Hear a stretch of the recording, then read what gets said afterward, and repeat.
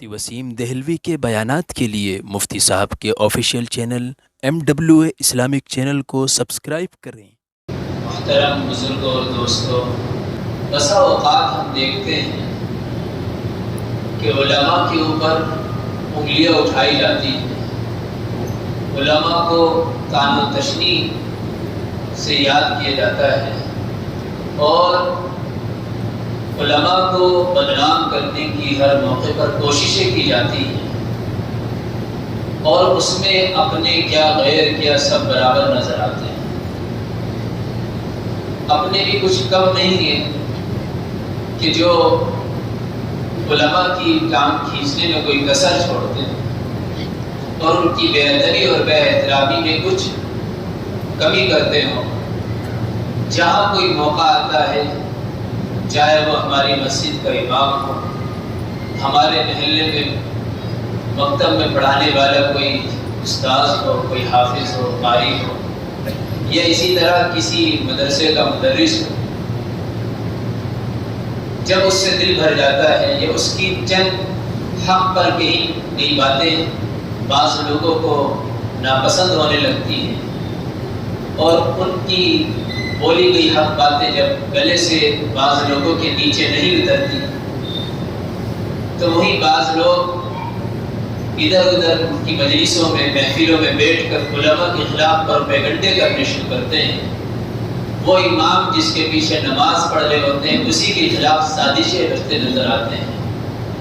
وہ استاذ کے جس کے پاس ہمارے بچوں نے دین کا علم حاصل کیا اور آج وہ دین کا علم حاصل کرنے کی وجہ سے ہمارے فرمانبردار اور تابعدار بنے، انہی استاذوں کے خلاف سازشیں رچتے نظر آتے ہیں۔ غیر بھی کیا پروپیگنڈے اپنائیں گے جو اپنے اپناتے ہیں، اور ان کو منصب امامت یا منصب درس و تدریس سے ہٹانے کے لیے وہ تمام تر الزامات ان پر لگانے کی کوششوں میں مصروف ہو جاتے ہیں کہ شیطان بھی دیکھ کر شرما جاتا ہے کہ میں تو شیطان تھا ہی، یہ تو میرے باپ نکلے۔ تو بعض لوگوں کی حرکتیں اتنی زیادہ ناپسندیدہ ہوتی ہیں کہ جس دن ان کی آنکھیں بند ہوں گی تو اب ان کو معلوم چلے گا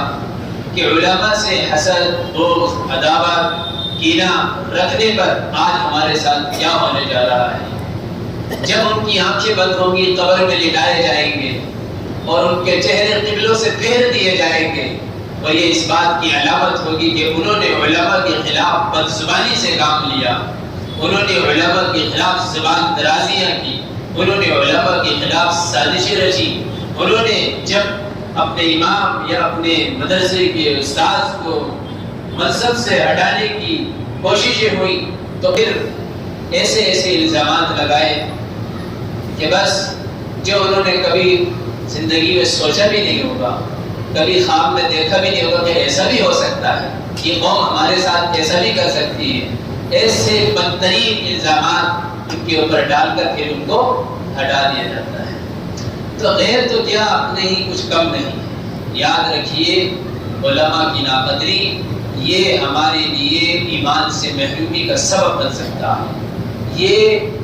موت کے وقت، انتقال کے وقت ہمارے لیے خاتمہ بالخیر سے چھٹکارے کا سبب بن سکتا ہے، اور ممکن ہے کہ ایسا شخص کفر کی حالت میں مرے جو علماء کے خلاف سازشیں رچتا ہے، ادھر ادھر بیٹھ کے باتیں کرتا ہے، جس کے پیچھے نماز پڑھتا ہے اسی کے خلاف پروپیگنڈے کرتا ہے۔ بھائی جس باپ نے ہمیں پیدا کیا اس کے اندر بھی بہت سے عیب ہمیں نظر آتے ہیں، بہت سی کمیاں نظر آتی ہیں، کیا ہم اس باپ کی ادھر ادھر برائیاں کرتے ہیں؟ کیا اپنی اولادوں سے اس باپ کی برائی بیان کرتے ہیں؟ نہیں، اس باپ کی کمیوں کو ہم چھپاتے ہیں۔ اگر کوئی کمی ظاہر بھی ہو گئی، ہماری کوشش ہوتی ہے کہ وہ کمی دور ہو جائے، ہم دعائیں کرتے ہیں، اگر ڈائریکٹ نہیں کہہ پاتے ہیں، ہم جو ہے اس طرح کی کوششیں کرتے ہیں کہ کسی طرح سے یہ کمی ان کے اندر سے دور ہو جائے، لیکن کیا ہم ان کے خلاف ادھر ادھر بیٹھ کے پروپیگنڈے کرتے ہیں؟ یاد رکھیے، علماء صرف ہمارے جو ہے رہبر نہیں ہیں، بلکہ وہ ہمارے روحانی باپ بھی ہیں،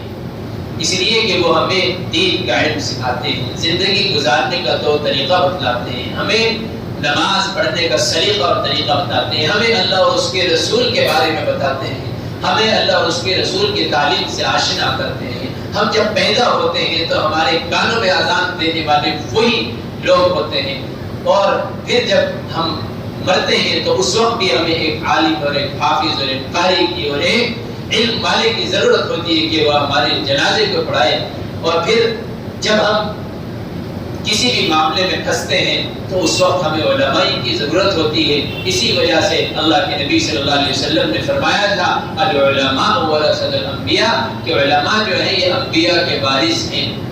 وَإِنَّ الْأَنْبِيَاءَ لَمْ يُوَرِّثُوا دِينَارًا وَلَا دِرْهَمًا، اور انبیاء کی وراثت دینار اور درہم، روپیہ، پیسہ، سونا، چاندی، مال و دولت نہیں، بلکہ اللہ کے نبی نے فرمایا وَرَثُوا الْعِلْمَ، انبیاء کی وراثت علم ہے، دین ہے. فَمَنْ أَخَذَهُ أَخَذَ بِحَظٍ وَافٍ، لہذا جس نے جتنا ان سے حاصل کیا وہ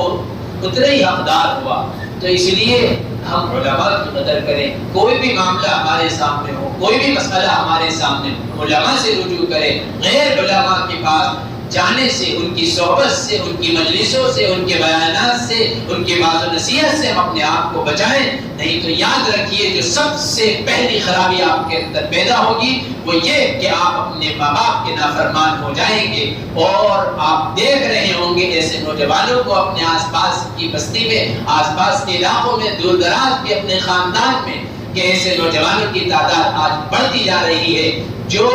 غیر علماء کی صحبت اور ان کی مجلسوں میں جا کر زینت بنتے ہیں، ان سے علم دین حاصل کرنے کی اور ان سے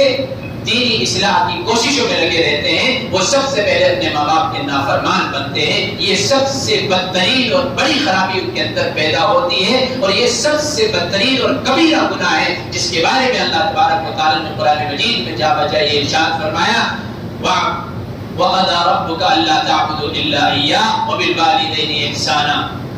اسی طرح جگہ جگہ ہم دیکھیں جب اللہ تبارک و تعالیٰ شرک سے روکتے ہیں تو دوسرا حکم دیتے ہیں کہ والدین کے ساتھ اس نے سلوک کرو. معلوم یہ ہوگا، علماء نے لکھا ہے کہ شرک کے بعد اگر کوئی سب سے بڑا گناہ ہو سکتا ہے تو وہ ماں باپ کی نافرمانی ہے، ماں باپ کی حق تلفی ہے، ماں باپ کی خدمت سے دور ہونا ہے، اور ماں باپ کی اجازت کے بغیر دیگر کاموں میں لگنا ہے. اللہ تبارک و تعالیٰ ہمیں ماں باپ کا مطیع اور فرما بردار بنائے، ہمیں صحیح دین پر چلنے کی توفیق عطا فرمائے. واہ